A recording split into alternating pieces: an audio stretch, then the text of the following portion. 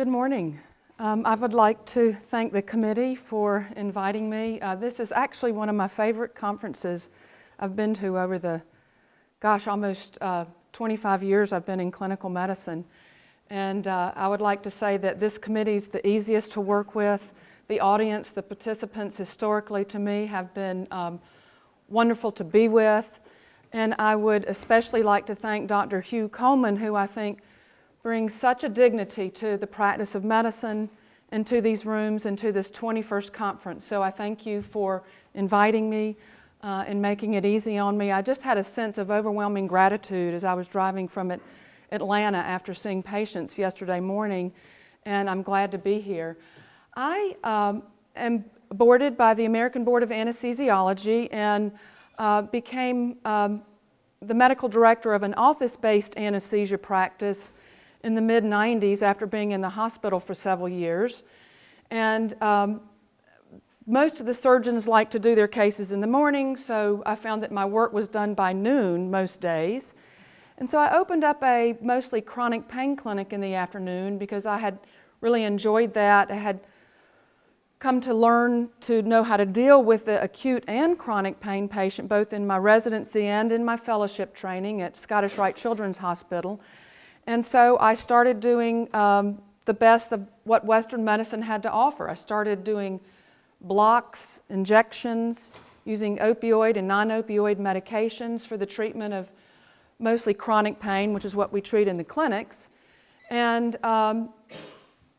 you know, I had this sense, as I'm sure all of y'all do, or many of you do, that, geez, the patients don't seem to really be getting better in significant ways. They may be better for a few days after a block, but they keep having to come back time and time again.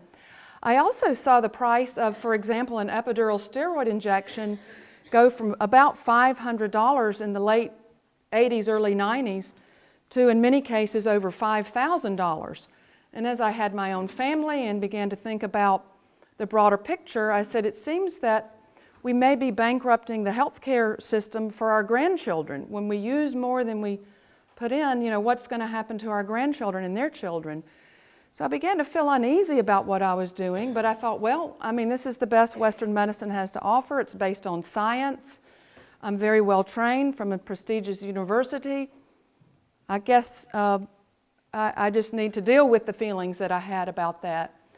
In 1999, I added an acupuncture. I just thought it'd be a fun thing to do on Friday afternoons.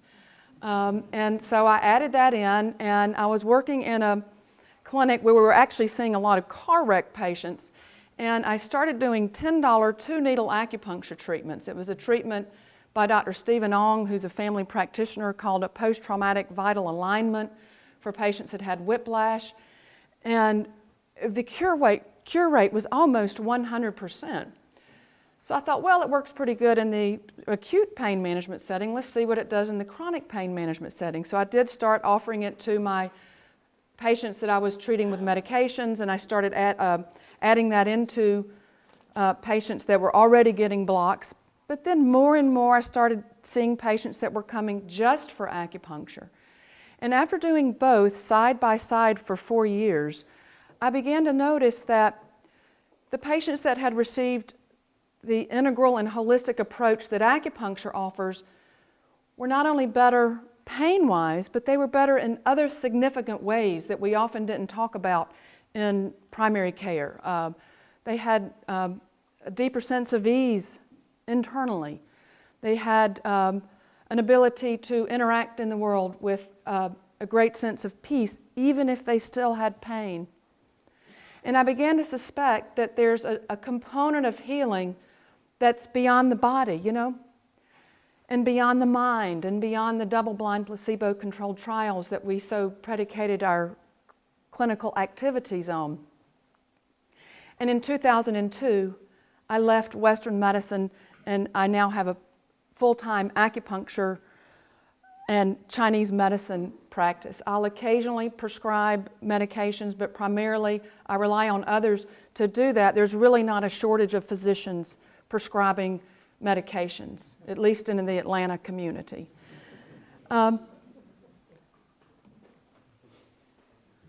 We'll talk briefly about the problem of chronic pain, the problem of addiction, and how in the clinic, in the midst of the information age, to know what the next right thing is. How much do these circles overlap?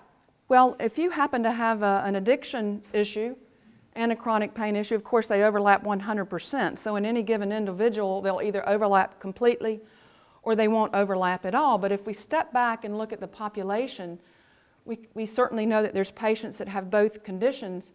And from the studies I read, I'd be interested to hear what Mel Pohl and Paul Early think, but the studies I read say that there's a 5 to 25% overlap between these two conditions. And the interrelated symptomatology between these two conditions means that if you treat one inadequately or not at all, it's going to be very difficult to adequately treat the other. So it's such an important topic, and I'm glad it's the focus of this year's conference. Ideally in pain management, there's not just a multidisciplinary approach to care, but there's this interdisciplinary approach to care. So what does that mean? It means that we're actually talking as clinicians. We're talking amongst ourselves. There's an ease of communication where I can just pick up the phone and call a colleague in dealing with a particular pain patient, and we can brainstorm together. It takes quite a physician to put that together.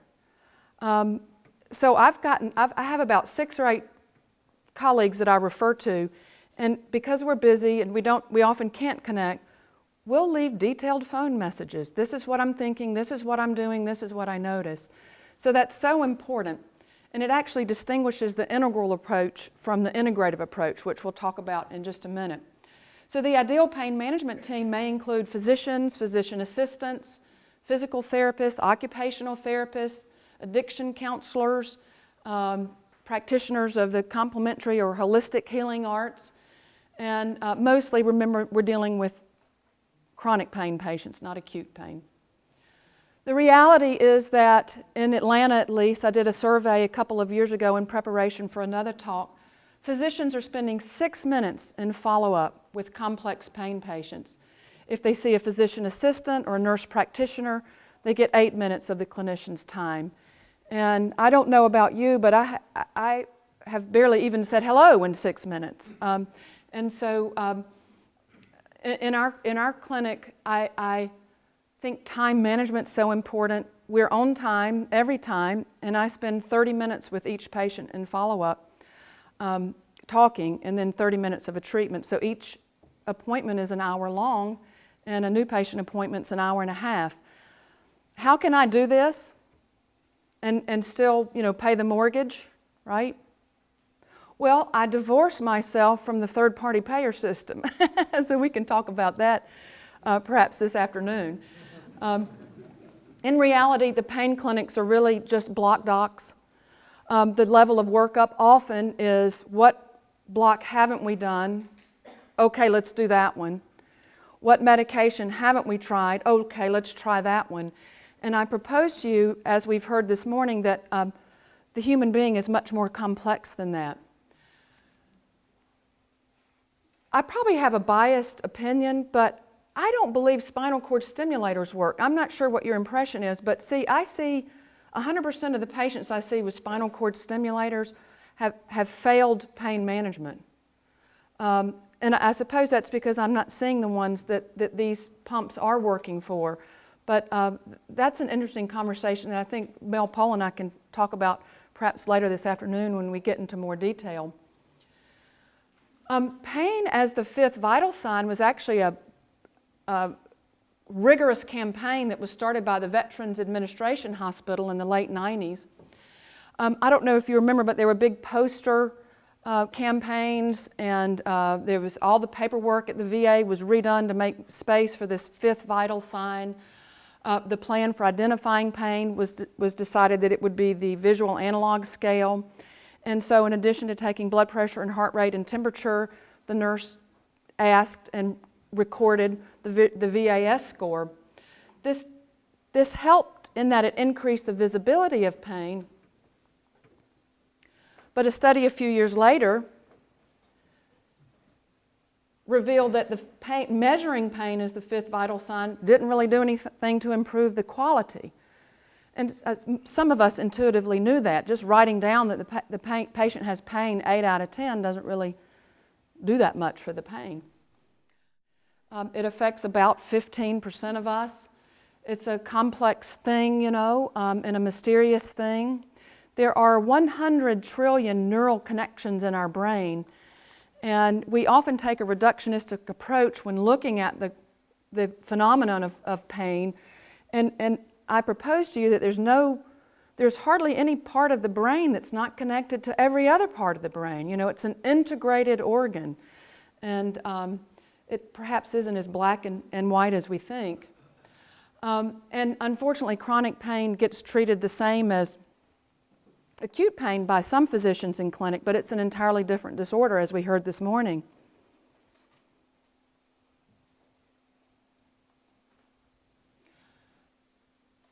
The opioid epidemic poses a tremendous public health threat.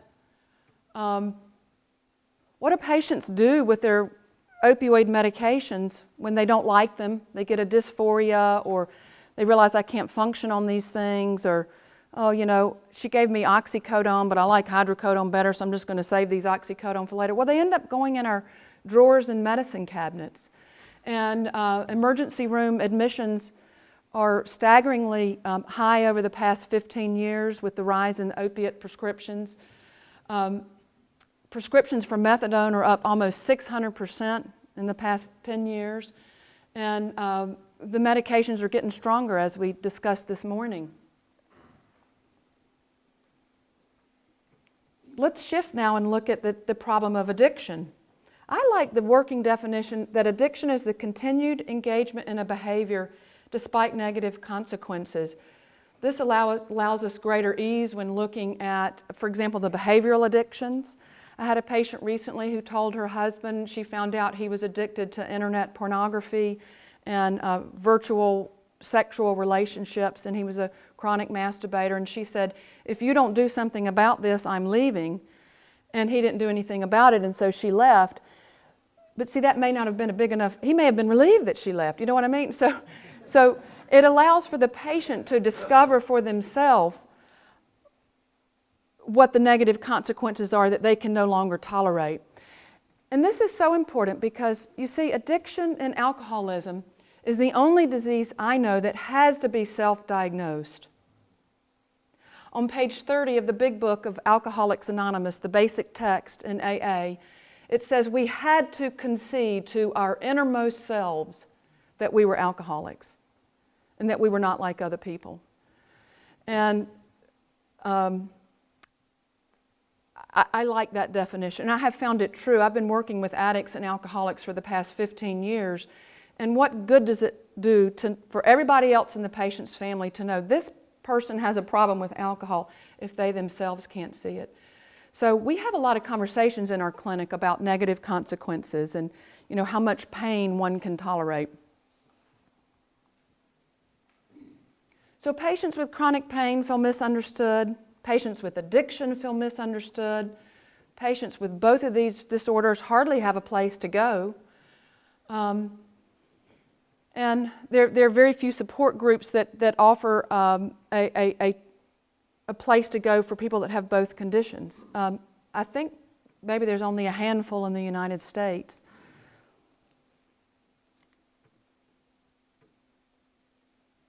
It's interesting to me that Canada has some guidelines almost 20 years ago that said if you're going to give a patient an opioid for longer than 8 weeks, talk to another physician about it. Let's have a truly interdisciplinary team. And that opioids should be used only in conjunction with a lot of other things. I want to shift gears here and talk a little bit about the information age that we find ourselves in the midst of.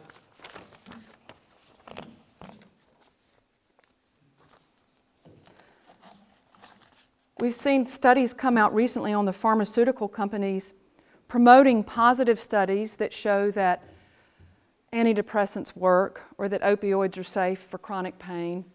And a lot of data recently showing that they actually suppress the negative studies or twist the negative studies to make them look positive.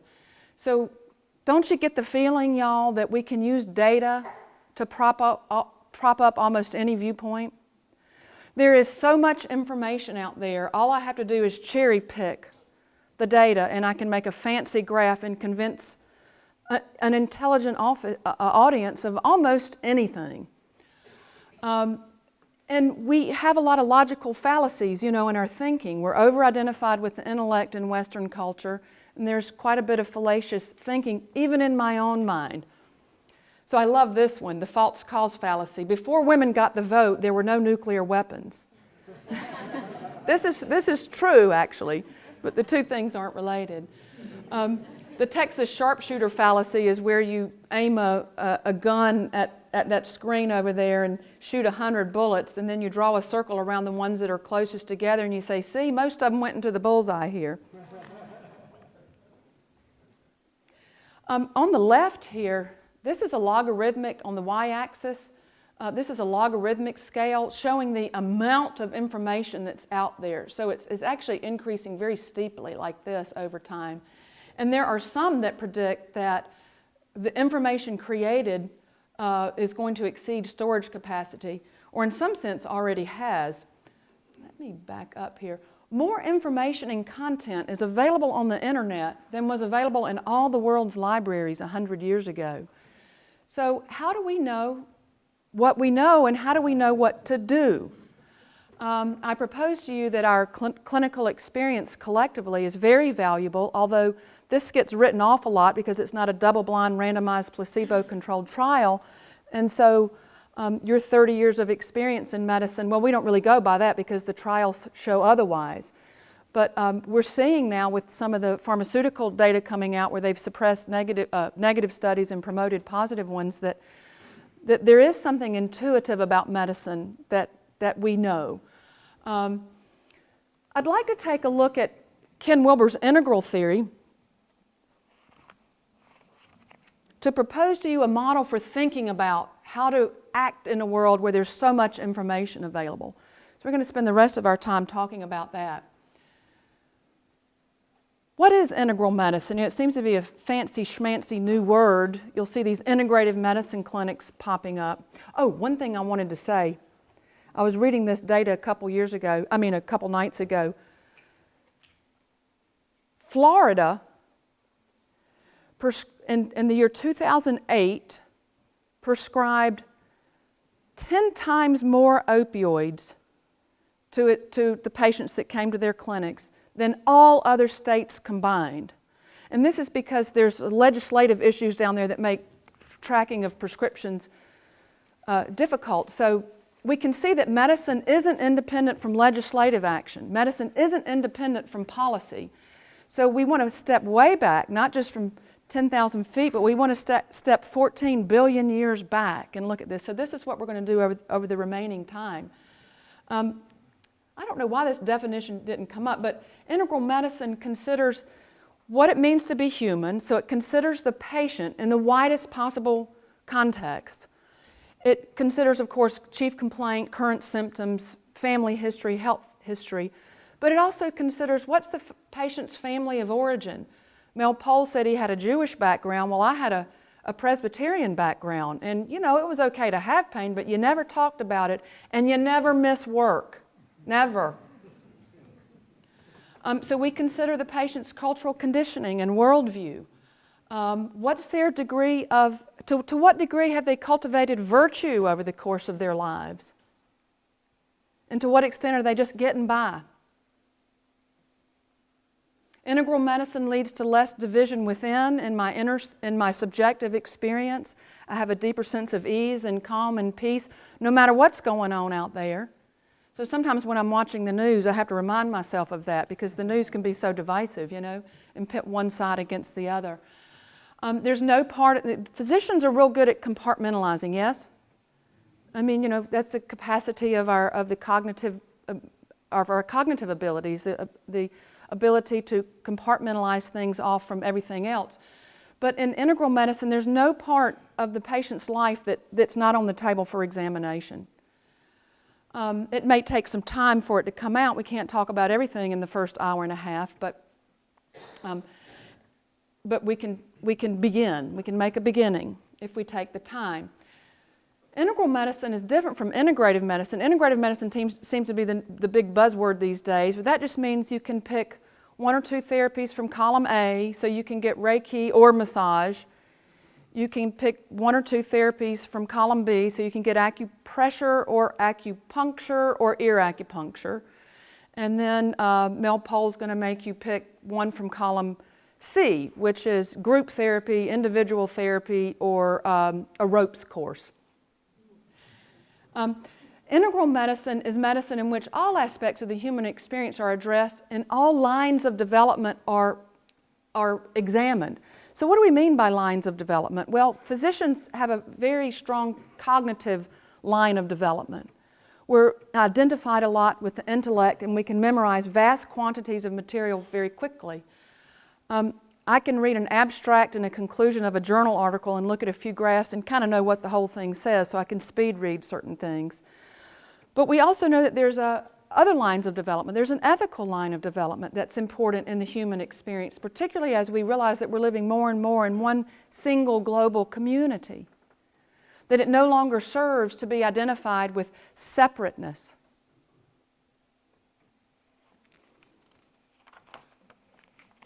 Integral medicine is beyond any technique or style, so I'm not going to sit up here and show you all the studies that show that meditation is good or all the studies that show that acupuncture is real and goes beyond placebo effect, because integral medicine really is beyond any technique or style.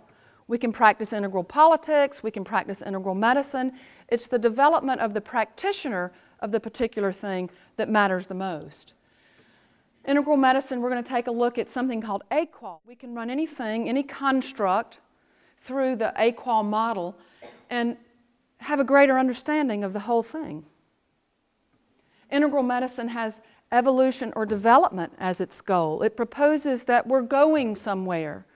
We can look back over our own lives and our own history and see that there's a movement from individuation towards a more collective consciousness. At least I can in my own life, and I hope you can too. So most people agree an integral approach is best. So let's look at this Aqua model. There's the left-hand side of the four-quadrant model is what we call the interior of the human experience. And the right-hand sides are the exterior world, or the exterior of the human experience. So it might include, for example, the organs. The organs are relatively exterior compared to the subjective experience of consciousness or awareness, for example.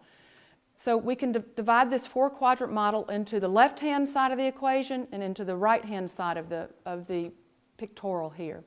We can also divide it into the single individual experience and into the group experience. Don't worry about reading these things on here. I realize it's too small. And so let's run. Is it the Bush River that's nearby here in Columbia? I think we're on Bush River Road, so there was a big river not too far from me. Broad River. The Broad River. Okay, yeah, it did look kind of wide. But let's run a river through this Aqua model. The right upper quadrant, which is where most of Western medicine resides and where I propose to you most of our thinking resides, is what's the temperature of the river? What's the water in the river comprised of? Oh, hydrogen and oxygen molecules, atoms that have come together to form a molecule. How deep is the river? How quickly does it move? Is it polluted? What's coming down the river as far as products that have to do with commerce? If I want to dam up the river, can I do that? So this has to do with all the objective measurements of the river. The upper left quadrant is my subjective experience when I sit by the river. The lower left quadrant is our collective experience when we're together by the river. So, you know, we're in the Bible Belt here, and I grew up in the Bible Belt as a good Presbyterian with just enough of a Baptist influence to make me fear hell. And And I really deeply appreciate the water rituals that are in our culture, the baptism down by the river, or if we can't have the church down by the river, we can have a ceremony involving water. So this is our intersubjective experience with the river or with water. And these are our laws regarding what we're going to do with the river. Can we pollute it in the name of corporate profit? Can I pollute the river? We could run hypertension through this model. So the right upper quadrant question regarding hypertension says, well, what's his blood pressure off medication? What's this patient's blood pressure on medication? The left upper quadrant asks, well, how does a patient feel when you give him high doses of beta blockers? And the intersubjective is, how does his wife feel when his libido is so diminished they haven't had sex in 2 years? And then the lower right quadrant in regards to hypertension asks, does the patient's health care plan cover the medications you're prescribing? Don't you spend a lot of time with that these days? What are the laws and rules regarding the prescribing of these substances?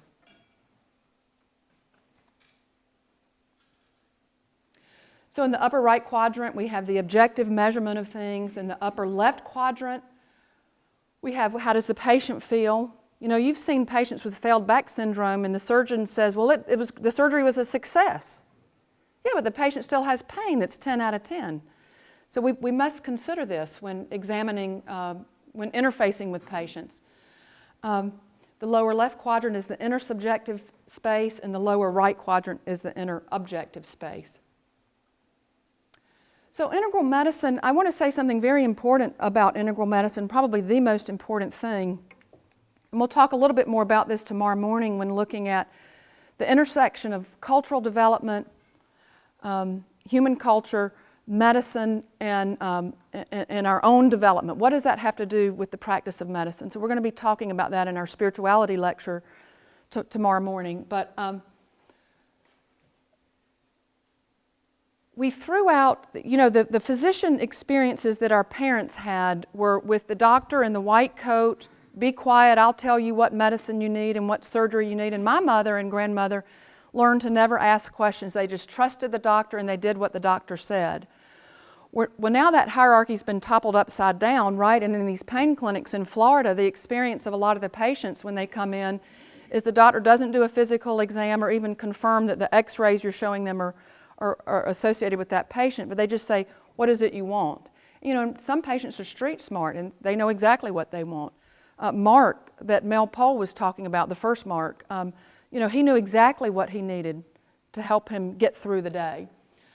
So I want to say that if we could throw out the notion of dominator hierarchy, which is be quiet, I'll tell you what to do, don't think for yourself or ask questions, just trust my judgment.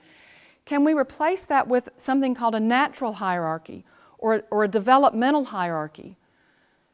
So when I'm counseling patients on working with a sponsor in the 12-step program and they've got 10 years sober, I suggest that they get someone with 8 or 10 years or more sobriety.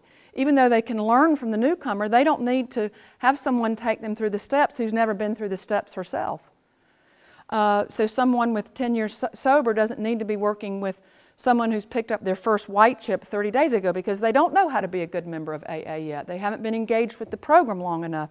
So there's this notion of natural hierarchy, which I propose to you is not offensive at all, but absolutely necessary. And I've had the pleasure of working with some fairly debilitated patients, paraplegics, for example, who know that it is possible to be free in the deepest sense of the word, no matter what's going on with the body, no matter if they'll never walk again or they have spasms that keep them awake at night. So what does it mean to be free in the biggest sense of the term? It means there's a sense of ease and comfort that naturally arises no matter what's going on in the body or out there. So integral medicine may include these therapies. I prefer non-opioid medications in the chronic pain setting because of all the evidence that's come to light in the past 5 years. It's hard to find someone that mindfully applies nerve blocks and injections, but it can be done. Counseling with a qualified practitioner. Now, what does that mean? That means that the practitioner herself is on a developmental path and knows what it means to have an awakened heart in the deepest sense of the word. That she's not just technically applying medicines. She realizes that there's something important about the human experience that's beyond the information that I know, or that's beyond the mind even. It may include acupuncture and herbal medicine, and I'm going to talk a little bit about that because it provides a beautiful model of what we mean by integral. And I'm also going to touch a little bit on meditation and group therapy. We're going to talk tomorrow morning about the 5 things. See, really there's 5 things that we do to maintain good recovery, not just 12 steps. So acupuncture is a science of relationships. It's been shown by the NIH and several studies to be effective for the management of acute and chronic pain, as well as nausea and functional bowel disturbances and mood disorders. The symbolism in Chinese medicine is actually very beautiful and very appealing. So in Western medicine, if I use the word, or in the Western world, if I use the word earth, most people think of, the thing we walk on, right? Or you might conjure up an image of dirt. And so certain earthy foods, for example, taste like dirt. My friend from the north, we were having black-eyed peas for New Year's one year, because that's what you do down here in the South. And she said, these things taste like dirt. And I said, I agree, isn't it wonderful? So in Western medicine, we conjure up this notion of the earth that we walk upon. But in Eastern medicine, the little pictogram is actually poetry. There's 4 components of the earth within this pictogram in Chinese medicine. One is that the earth has a regenerative capacity. So the fertility component of the female actually is associated with the earth element in Chinese medicine. That's the earth's regenerative capacity. There's a little symbol in there that says that the earth has a nutritive capacity. Our food comes from the earth. The third component says the earth is an altar that comes up out of the dirt to meet the fertilizing powers of heaven. So there's a meeting of the earth below and the heaven above in the form of an altar, which is in the middle of this poem in Chinese medicine that depicts the symbol for earth. And my favorite, the 4th component of the earth in Chinese medicine, is that the collective us, gathers around that altar in communion and profound fellowship, one with the other, in a mutual striving to understand, why are we here on this earth?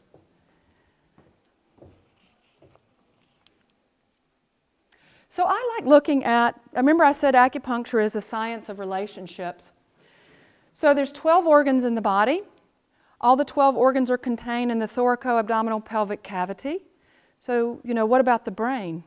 It's not contained in that cavity. And in Chinese medicine, the brain is an extension of the water element, the kidney and the bladder. So there's 12 organs. There's a beautiful correlation that the Chinese did not do a lot of dissection, but you'll be glad to know there's a sympathetic and parasympathetic nervous system. This is actually the heart and small intestine. And the small intestine acts as a sorter in Chinese medicine. So someone who has trouble sorting comes into work 15 minutes late. There's already 5 patients waiting because they got stuck in traffic or they hit the snooze. There's 5 messages in a stack of magazines, and the first thing on the top of the messages is you need to renew your subscription to Equine Monthly. And instead of putting that on the bottom of the pile, they'll see that as the most important thing because it's on the top, and they'll spend 15 minutes of clinic time doing that, unable to sort the important from the unimportant. Each element is associated not only with an organ, but also with an emotion and with a virtue. So the emotion of the water element is fear. Its virtue is wisdom. When we overcome fear, we cultivate wisdom. The emotion of the wood element, the liver and gallbladder. I think of the angry attorney, who's always yelling and has to have his way. He has an imbalance in the wood element and has a problem with anger. But in balance, this is perspective, And the virtue here is benevolence and perspective. The organs here are the heart and small intestine and the parasympathetic and sympathetic nervous system. The emotion is joy or absence of joy. And the virtue is propriety. So, man walks upright, and the kidney-heart axis, the upright axis, I'll work with these often, I'll work with these two elements in the addict with the chronic pain, because it's about the proper use of the will around all these tempting things, because it's real easy to go to a pain clinic and get opioids. So we'll work with the upright, so with the basis of our actions as proper use of the will, we enact that in the world through our interactions with others. So fire is about connectivity. The earth, the emotion associated with the earth is empathy. The earth is also associated with digestion and fertility, as I mentioned earlier. In pathology, it becomes the doting mother who can't separate from her child. So there's a lot of codependence sometimes in addict families. So we work a lot with the earth. And its emotion is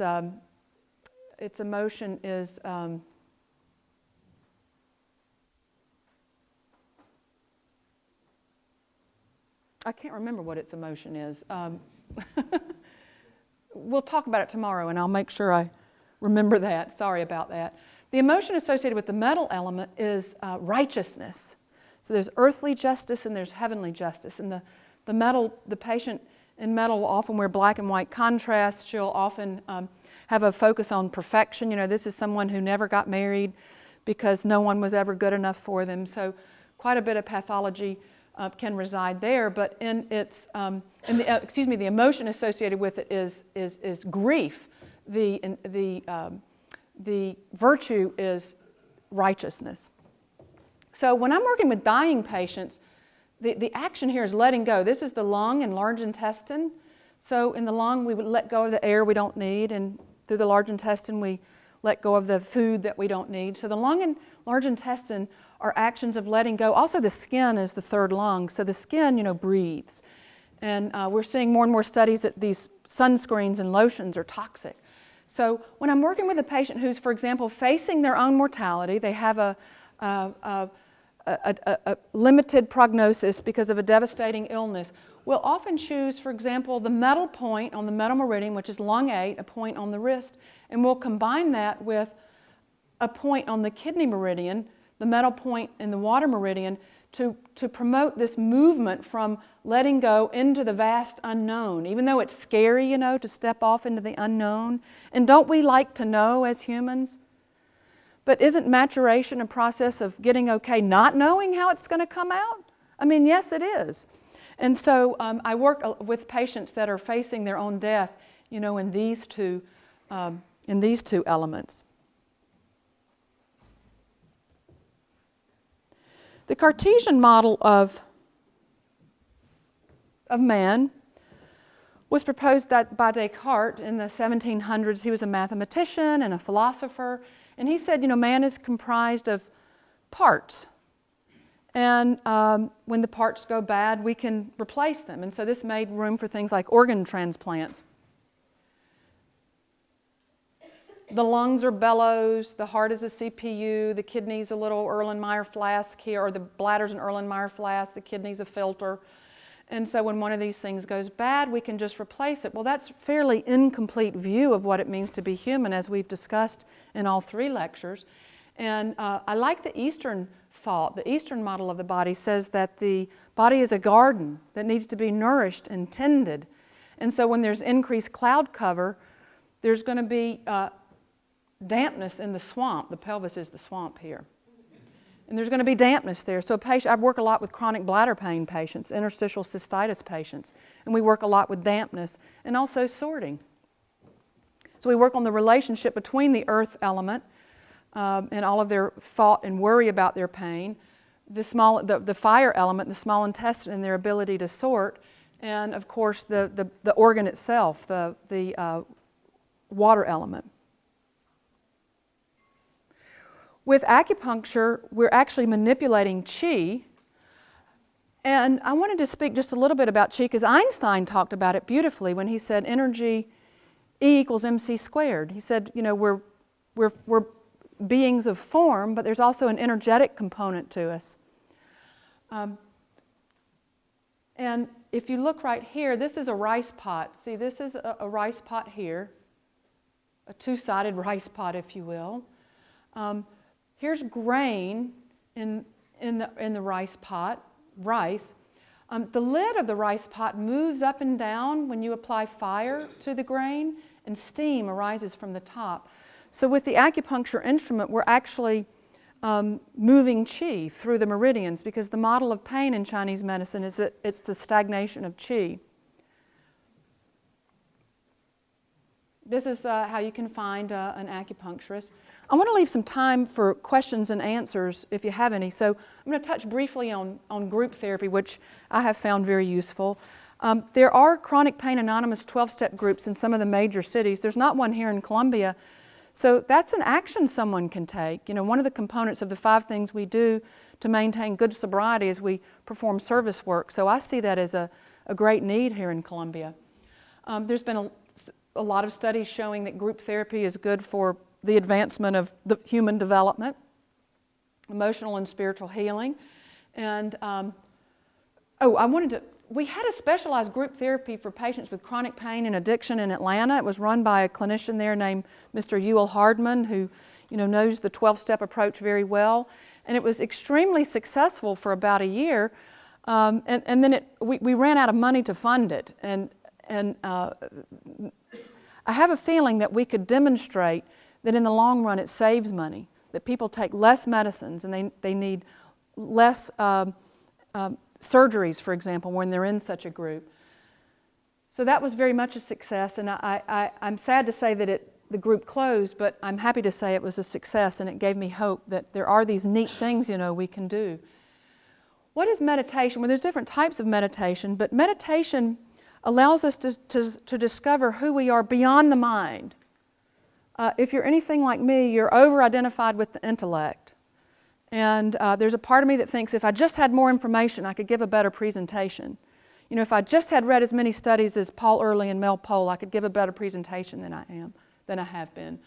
But in meditation, we learn to let go of all that, because, see, that's just a thing that's going to keep me separate, either better than or worse than. And in meditation, we learn to renounce the relationship with this number of thoughts that come in. You know, I just need to know more. I need to go back to school. And we discover who we are beyond the mind. There's a component, and I've discovered this myself at church or in some meetings where we're talking about spiritual matters. I've discovered that there's just a deep calm and abiding within me. And then it quickly devolves after the meeting where everybody goes out and jokes and flirts and smokes, and, you know, but it's an interesting thing. The subjective experience is one of deep peace and ease. And in meditation, we awaken to the component of what it means to be human that's beyond the mind, and this is consciousness. This is awareness. I'm sure Mel Pohl in his Interdisciplinary Pain Clinic has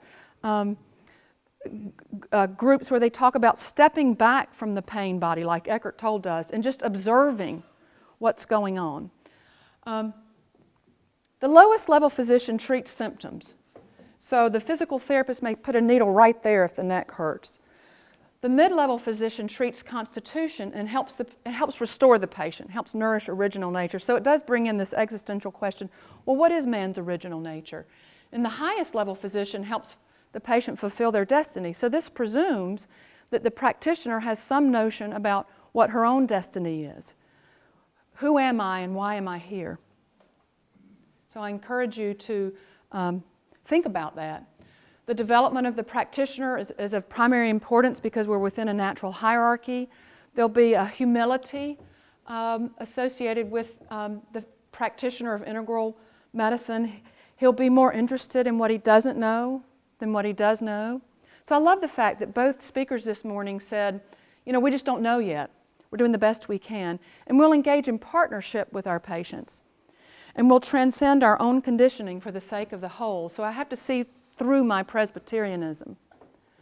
True healing is free of the past. We renounce the right to be victimized by anything that's happened. There's a healthy no self-esteem. You know, we always talk about a healthy sense of self-esteem, but for those of you that have been on a developmental path for a number of years, can see that when I can see myself not as separate from, but as a part of, there's a healthy no self-esteem. It doesn't really matter who's up here talking as long as they're awakened to some of these things we're talking about and we're interested in making a contribution. So I thank you for your time, and at this point we'll take some questions.